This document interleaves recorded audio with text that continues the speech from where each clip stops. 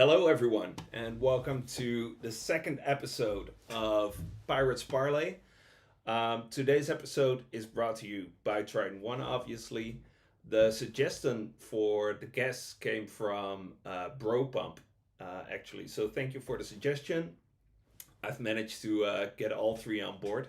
So without further ado, I'm gonna introduce today's guests. And they are all building some kind of payment solution or wallet solution for Solana. So let's give it up for Beeman, Kyle, and Nick. Yay! The chat, GM. the chat should be live. So if you have any questions for any three of the guests or for myself, then let us know. Let's start with small self introductions. Beeman, I'll let you take it away. GM, I'm Beeman. I've been building on Solana for like 5 years now. A lot of things with payments, and I always said I never build a wallet. And then a few months ago, before the hackathon, Cypherpunk hackathon started, I realized that I'm going to build a wallet, Samui wallet, which is the one that I'll be talking about today.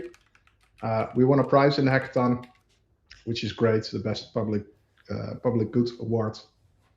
So that's pretty amazing. And yeah, that's it. We're basically pre-everything. We won the prize, but we're pre-seeding, pre-seed, pre-everything. So everything I say is basically TBD. There's nothing set in stone yet, which is exciting, but also kind of like, strange. So a lot of unanswered questions, but I'll do my best to participate.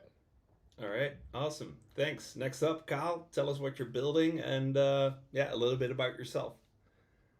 Hey, GM. So my name's Kyle. My background was in finance, and then I did a coding boot camp and did a little bit of Web2 development before going full-time in the crypto space. Pretty much started with Solana and stuck there. I did like one transaction on Ethereum and absolutely hated it. It was slow. I think it cost me like $50 just to like create an LP position. And after that, I was like, yeah, this is horrible. And so I've been, Solana maxi basically ever since. So definitely love Solana, love the user experience. And so right now I'm building AmpPay. We started that for the Coliseum Hackathon back in, I don't know, it was like June-ish. I think maybe that was submissions. And the main goal was like, as much as I loved Solana and have been building in the space for years now, I still feel like all of my friends and family don't know anything about crypto. There's stigmas around crypto. It's complicated. It's confusing. The on and off ramps aren't great. It's not really tangible. And so the goal when building AmpPay was to completely hide all of the crypto-ness of things. And I think we're at a place with that now with, Solana cheapness and speeds. And so it was like, how can we actually take AmpPay and I can have my mom download the app and she never knows that she's touching the blockchain or transaction fees or what gas is and all that stuff. So that was the goal with AmpPay, but it's basically like a personal finance fintech app. All right, awesome. One question: did you ever close the LP position? No, I don't think I did actually. I think it's still open.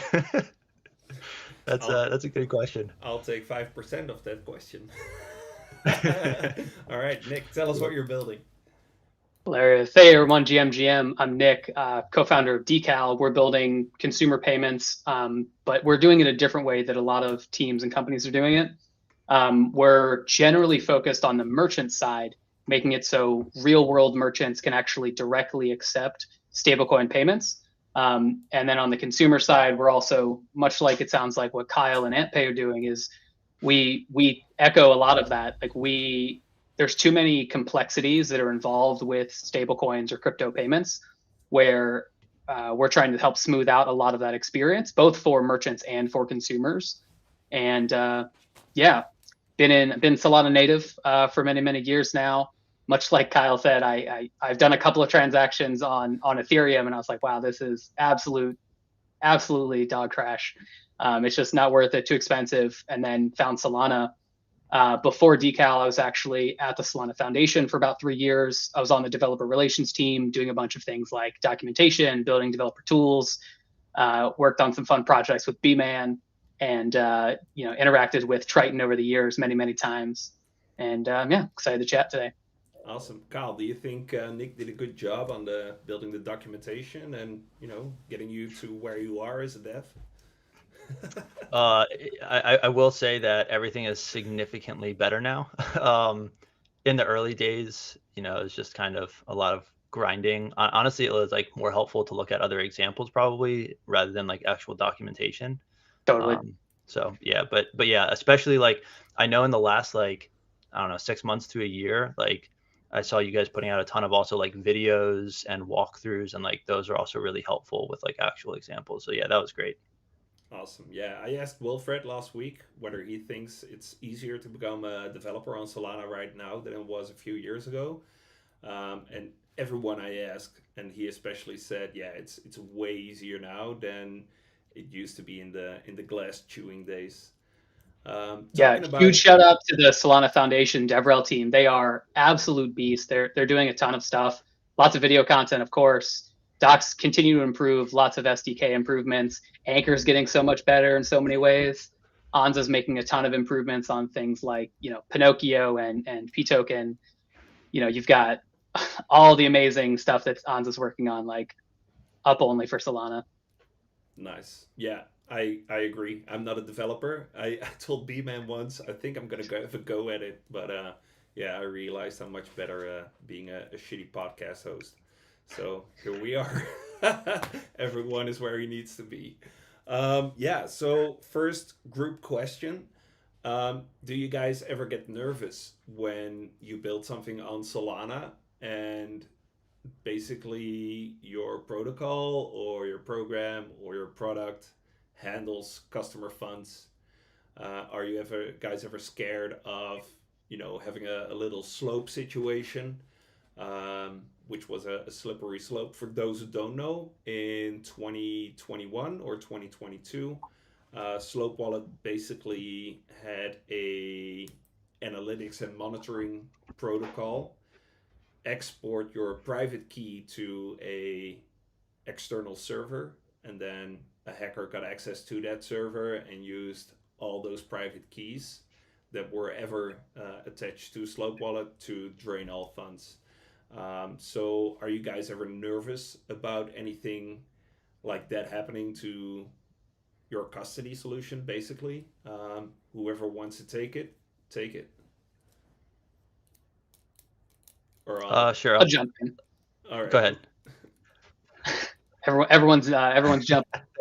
Yeah, I mean, I think me personally and with Decal, we're not nervous, but that's because we don't custody any funds. We don't custody any keys. Users bring their own keys to our platform.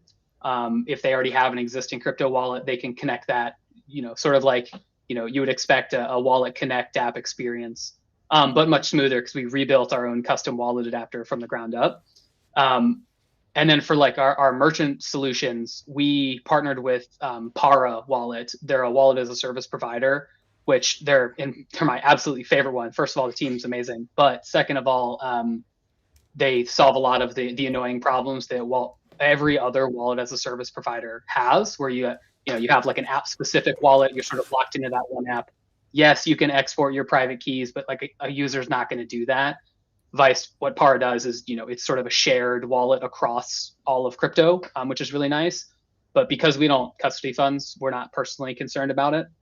But I think like anyone who has access to funds, and if you have access to keys, therefore you have access to funds, it's a very slippery slope that you can get into especially when you have these types of supply chain attacks that unfortunately have become fairly prevalent in the crypto ecosystems over the years.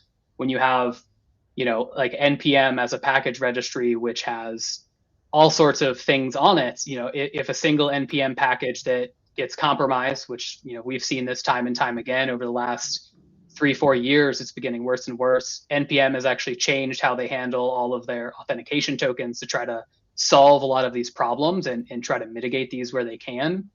But ultimately, if you're using these, call them public developer resources, you inherently have to give some sort of trust to the developers that build and publish those and whoever might have access to it. And there's a lot of things you can do for like mitigating that, but it's definitely always going to be a risk. And with the nature of crypto and blockchain being effectively non-reversible, it's a one-way door. You send tokens somewhere, they're gone, they're in that wallet. Only that destination wallet can send it back, which if there's some sort of attack, they're not going to do that. So yeah. All right.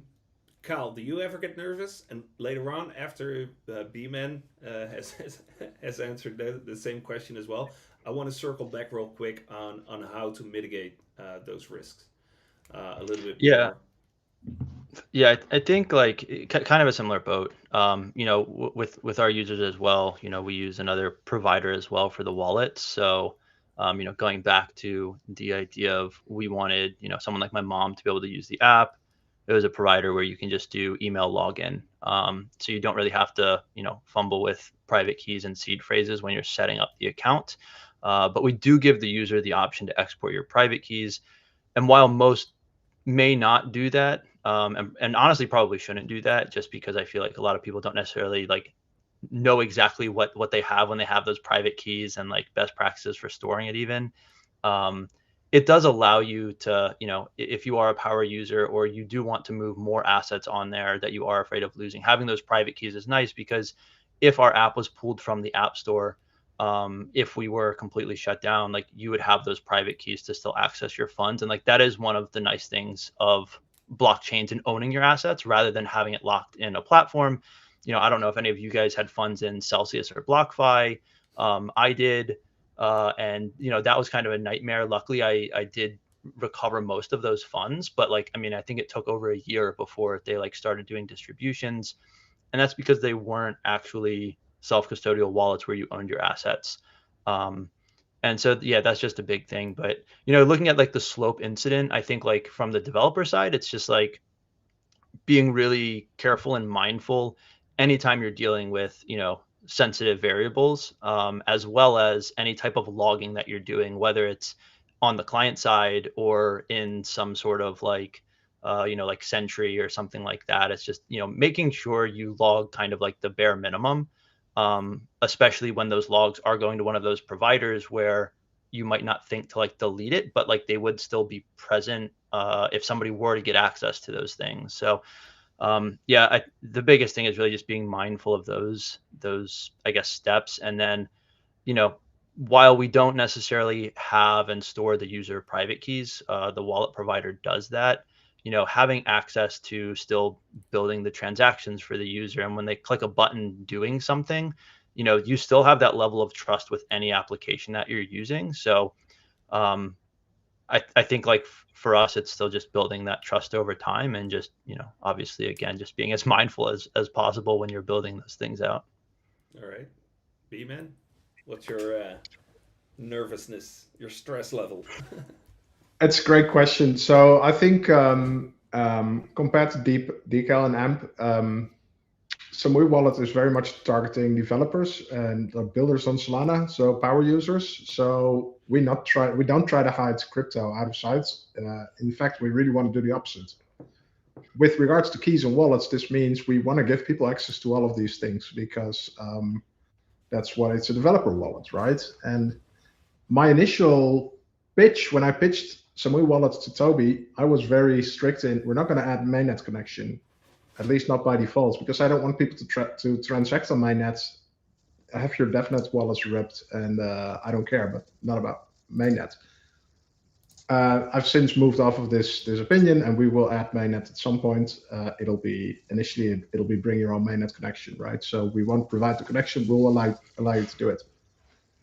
But we will not have like a para or privy solution on board, definitely not as the primary way, because we want to enable people to take a key pair they have lying around somewhere they use for development, import it, and the same for a seed phrase. So that's doesn't answer the question of my nervousness, but the fact that I didn't want to do mainnet is very much of the idea that people that don't know what they're doing, or actually people that quite know what they're doing, they may still get tricked in signing a bad transaction. And so I think we did talk about slope and how we could mitigate at least a little bit. So like security is a gradient, right? It's not a binary, not something it's either secure or not secure. It's a matter of how secure is something. And we're trying to get into the very secure area where possible, but we have to be realistic because our wallet runs in a browser, and a browser is inherently a very insecure environment where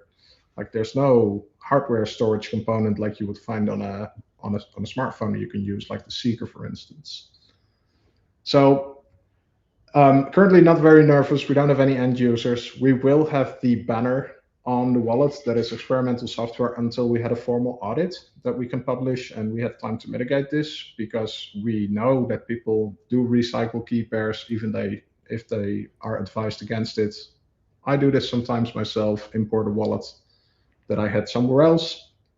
And this is where you get into the area where the slope transaction, like if you do a console log, then this might be leaked somewhere and this might get into the hands of somebody. So I think that's like from that angle. The other angle, and Kyle kind of touched on this already, is like even if the key pair is safe, you can still sign a transaction that actually hands over authority of your wallet or whatever you have connected to your account. And this is way harder. And we all know that Phantom tried to fix this by doing something with like Blowfish, like intercepting all of these things and verifying these sites. I don't think that's a great user experience. I don't think it's a great dev experience. But in all honesty, I do understand they want to fix this issue because it must be really hard getting so many requests of people losing money. And these often are the moms and dads or siblings that want to get into crypto. They don't know what they're doing. They see something that seems amazing, sign a transaction, and then poof, funds are gone. So it's a very complex issue. And yeah.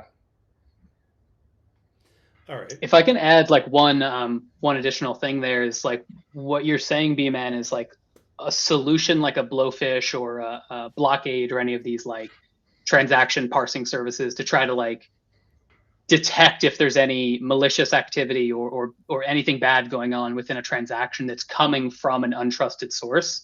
Vice, when you have the wallet itself is presented as like the trusted interface. You know, all three of our applications are effectively like a trusted interface, quote unquote, for the users. Like they're using our products, and you know, probably less so for Beeman, but at least for Decal and probably for AMP. Like our applications are building the transactions ourselves. Like there's always a potential that something bad could happen, especially through supply chain attacks. But you mitigate a lot of those risks if you are effectively restricting what types of transactions your platform is even building and offering to users. So I think that's like another like mitigation tactic, sort of, but that's like a product decision. Yeah, I guess you won't use either Decal or AMP to connect it to a website and sign a transaction just like a random.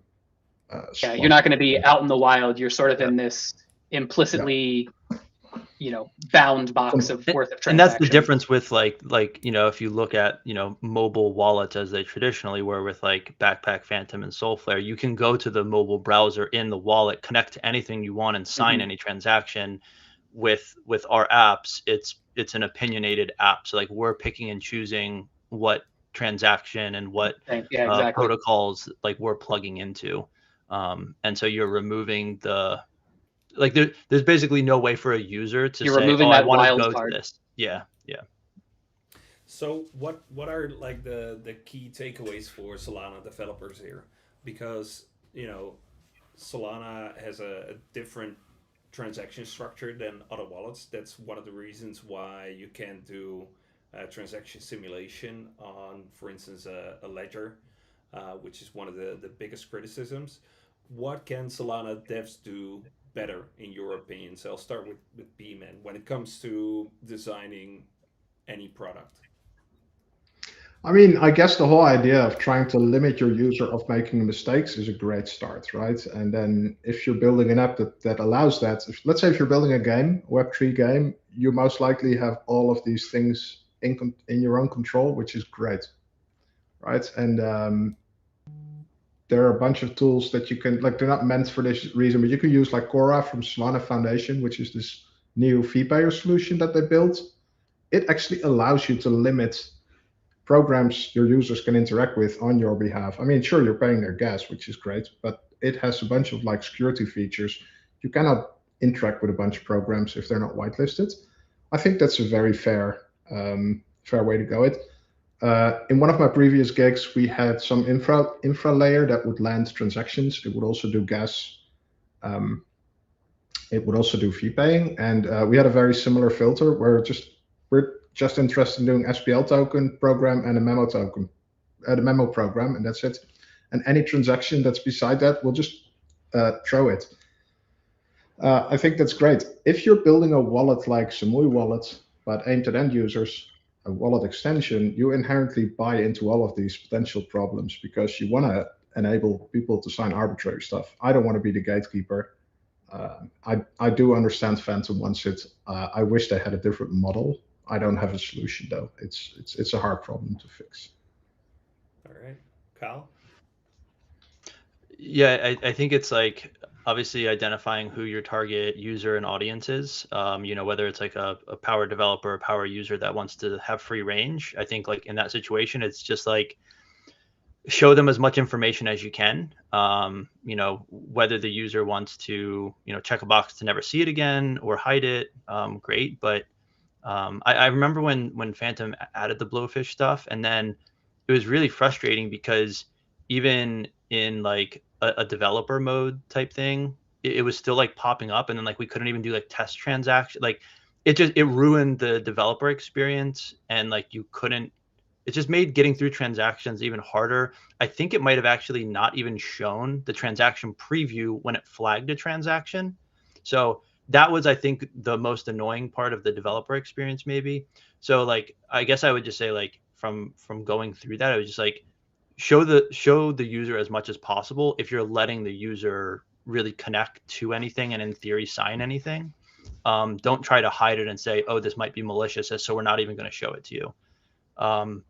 And then, for us, building out Decal and AMP, it's, our target user is, we're trying to, I guess, solve a specific use case. And in that situation, we're not really showing that transaction preview. Like you kind of know what you're doing through the UI. So I guess it's maybe just a little bit different, but it's still just making sure that the user understands what they're doing when they're tapping a button.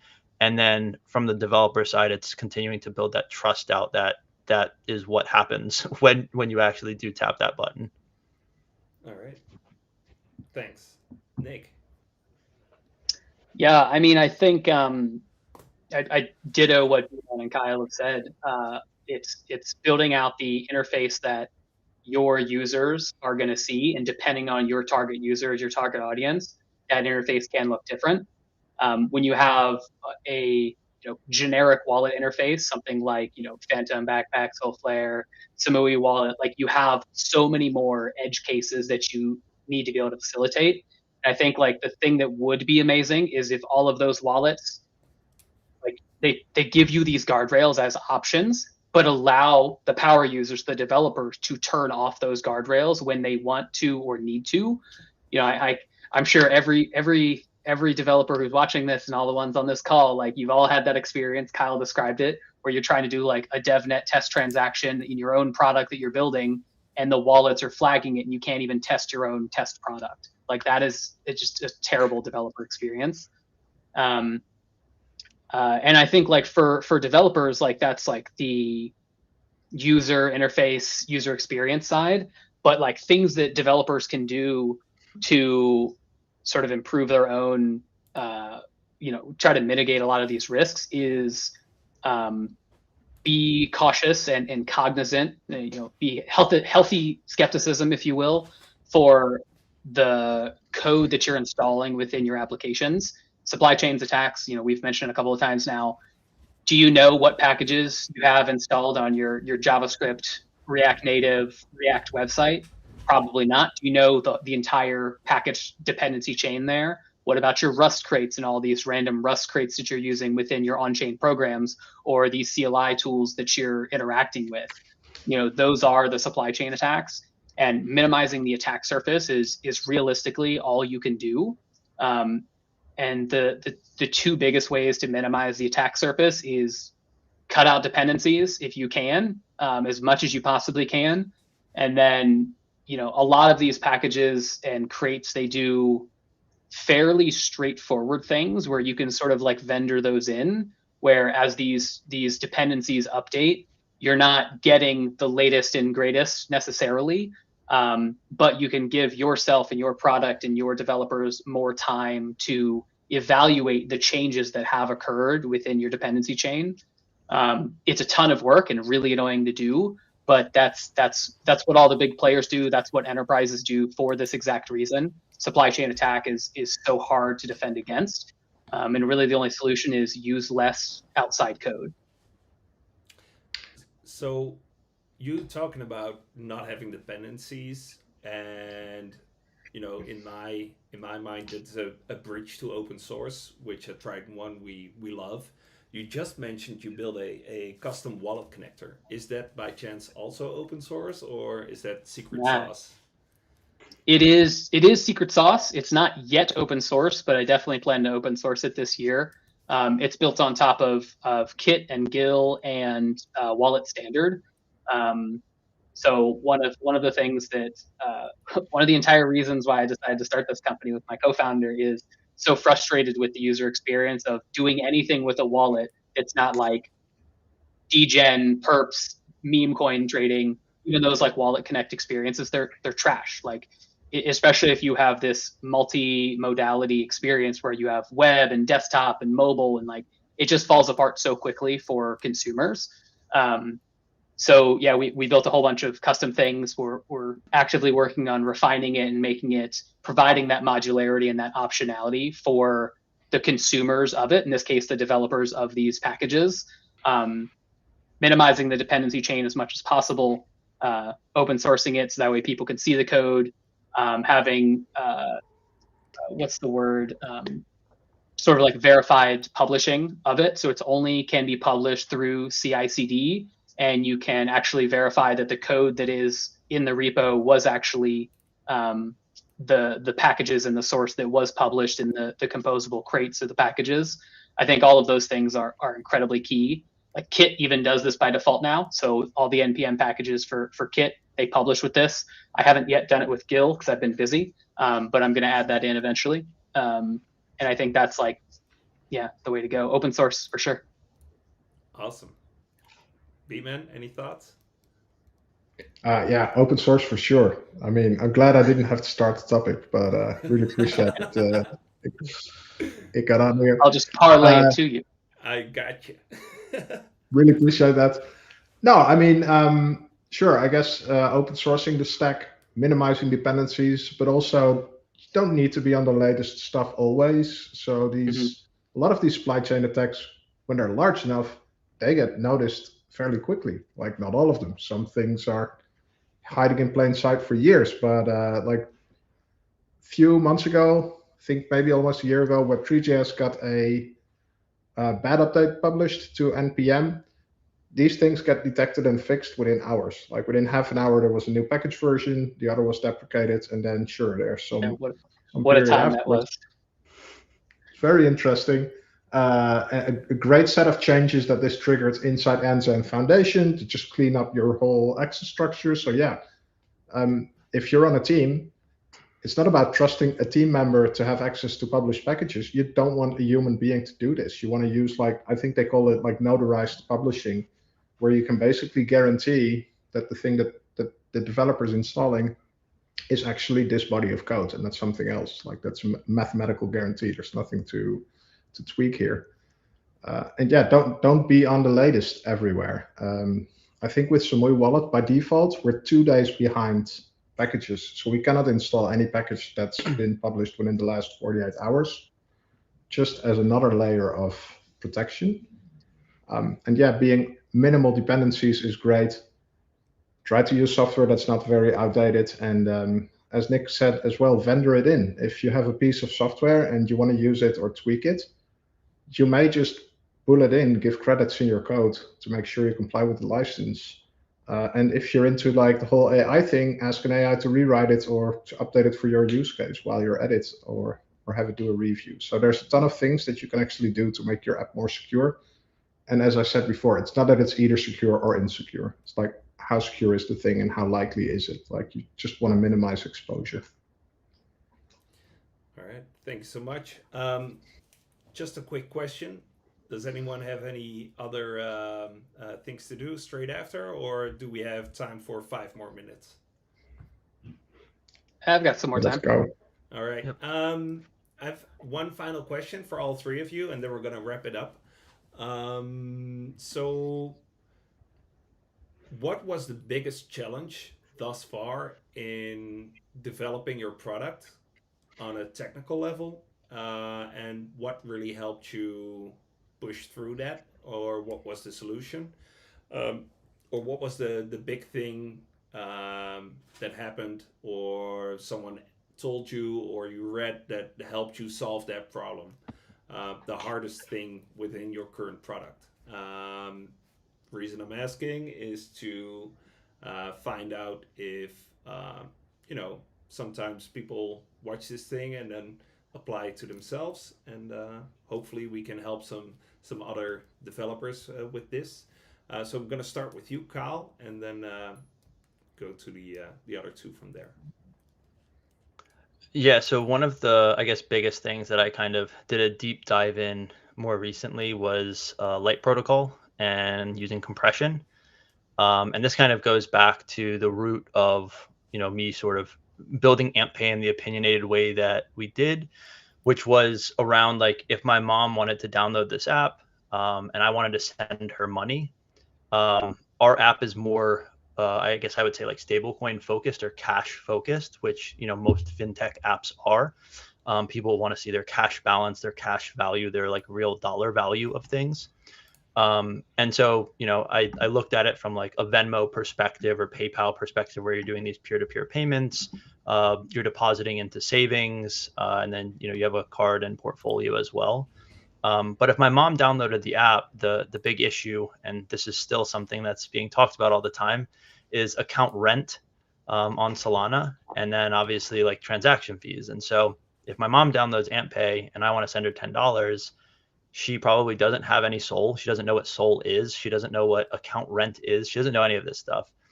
And so like, how do we actually scale to hundreds, thousands, millions of users with people that maybe know nothing about crypto, without having to charge them this account rent fee every single time a new user spins up a wallet and wants to receive USDC? And so for us, that was kind of going down the light protocol rabbit hole with compression, where you can actually send them compressed USDC. And so this, led to other things that we found, and some of this will be alleviated with account rent changes. But the other things that we ran into using compressed tokens was also transaction size, because we wanted to do things in a single transaction, so they were atomic and just more easily to control what was happening and what wasn't happening without being like exploited. We also ran into transaction size limits, especially when you get into trying to do swaps using compressed token and ending with compressed token. So we've still kind of run into some wonky situations, but yeah, compressed token has been kind of a great rabbit hole that we went down. We use it for that use case, so you can send money to somebody else without having to pay that account rent initially. And there's some really cool things that Light Protocol recently announced that Breakpoint that they're coming out with. And then obviously if people aren't following it, there are changes that will hopefully be made in the next year or less around I think transaction size as well as account rent size. So yeah, we've been watching a lot of that, but that was some of the difficult things that we kind of encountered and used that in order to also help scale. Awesome. Thanks. Nick, what was the biggest hurdle to cross for your product? Can you guys hear me? My internet dropped out and then like the stream got weird. All right, cool. I'm glad you're back. Yeah. Yeah, I think the biggest hurdle for us was, I think probably time. It takes time to build a product, the product that we want to build. There's a lot of moving pieces and building for different customer segments, merchants and consumers. On the technical side, Honestly, it's kind of wallets. Like the wallet, like we've talked about many times on this group chat here, is there's so many limitations that wallets give users. Some of them are good guardrails, but it doesn't give users the flexibility to, escape out of those guardrails, unfortunately. But then the other side is standards. Like a lot of the wallets, there's many open standards out there that wallets do not actually correctly support per the spec, per the protocols. And we initially were building a lot of our tech based off of those open standards, assuming these wallets would be spec compliant. And we found out very quickly that that is not the case. You have things like wallet standard, mobile wallet adapter, Solana Pay, and these different other protocol specs. They just don't follow them, and it really balloons the complexity of an application that, with our goal to being, really buttery smooth consumer experience, whether it's merchants or, regular everyday people, there's so much more code that you have to write to try to handle all of these different edge cases, because wallet A handles it this way, wallet B handles it that way, and having to even parse error messages differently. Some will correctly throw an error message that you would assume, and it sort of makes sense. Other times you get this really generic error message that's not actually in, the error class. It's just a string of the error class. So it's like handling all of these random edge cases to be able to provide a really polished experience to your customers and your users. That was probably the most annoying technical one. And like for any of those other wallets out there that are listening, please just follow the protocol specifications, and that would be great. Thanks so much. I hope they listen. Beeman, last one. Follow the standards, please. Yeah, I mean, I guess, yeah, maybe we need a new standard. This is the classic XKCD. We can have a standard for our standards. It's luckily a thing we don't have to deal with. We're sitting next to these people in terms of what we're doing. The best thing we can try to do is support everything. The beauty is with Samui wallet, you can actually clone it, fork it, and submit a contribution and fix it. This is something that would be great if different wallets had these, but they don't. Let's not go into the details why. For Samui wallet, the hardest part technically, honestly, I think for us, it has been that we decided early on that we wanted to work with Kit and Kit exclusively. And that means that we were going to buy into some blast chewing of stuff that just doesn't work yet or isn't there. And for instance, support for Metaplex Core NFTs is not in our wallets because they don't have an SDK that works with Kit. And we decided to not budge. So we're like, okay, we're not going to add it if there's we're not going to add Web3.js. So anything that goes into this wallet will be working with the new standards, new set of tools. And this has clearly been something that has been frustrating for us technically. Now, on the other hand, we have very good relationship with people at Enza, and especially shout out to Callum, who's helping us a ton. And he dives into the issues. I can tag him on GitHub and he will get back. He's very responsive. And if I can convince him that something is a good feature or that it's actually something that's missing from the old experience, it's typically there within like 1 or 2 weeks. They actually pick up the issue and go walk with it. I don't even have to create these things myself. So we're still very happy that we made the decision and that we're betting on this tool. We really are convinced this is the way forward for front-end development or JavaScript development on Solana. But it's a very heated topic on X. If you want to get some engagement, just start a conversation about front-end SDKs. Toby loves to do these things, and people will defend Web3.js and the connection object as if it was a family member or something, or a sports club, which is very interesting to see. But yeah, that's been technically a very hard thing. And then the other thing that's still very much top of mind is security. How we're going to store these secrets and how we're going to make sure that over time these things are kept secure and safe. And yeah, make sure that we hopefully don't get into a slope situation caused by us. Awesome. Thanks so much. I agree. Callum is great and Toby is a hooligan. Thanks so much, my guests, for taking time out of your day to come on the show, tell the audience about or your developer experience. Go check them out. If you're watching, you can probably find the products they're building through their X handles displayed on the screen. So yeah, go check out Samui Wallet, MPay, and Decal. Next week's Pirates Parlay is going to be on Thursday, and my special guest is going to be mi fratello Leonardo from Blue Shift. So make sure to check in. Same time, different day. And thanks so much for joining in. Small round of applause for the guests, and I hope you guys learned something. Thanks to Trident for powering these open source protocols, partly, most of them. And yeah, see you next week. Thanks so much.